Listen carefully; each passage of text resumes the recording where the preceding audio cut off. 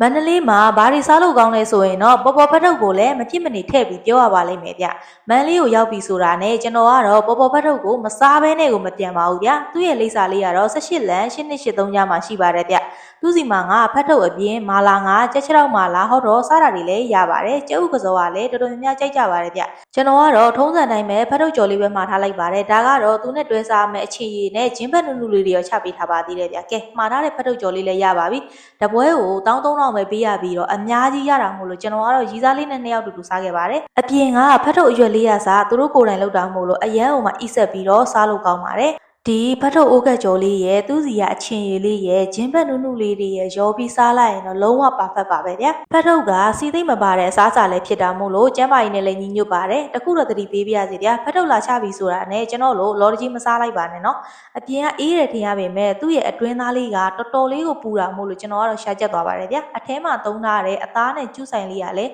လုံးဝကိုအိဆက်နေပါတယ်ဗျအပေါ်ကျောတင်းတင်းလေးနဲ့စားလိုက်တာနဲ့အိဆက်နေတဲ့အရာသားလေးပေါ့ဗျအထဲကအသားထူထူကျူးဆိုင်များများနဲ့ဖတ်ထုတ်ကောင်းကောင်းလေးစားကျင်တော့ပေါ်ပေါ်စားပေါ့ဗျာကဲကြော်ညာကလုံးဝမရပါဘူးเนาะကျွန်တော်ပတ်စံနဲ့ကျွန်တော်စားပြီးတော့ကျွန်တော်ကြိုက်လို့ပြန်ပြီးတော့ပြောပြရခြင်းဖြစ်ပါတယ်ဗျာ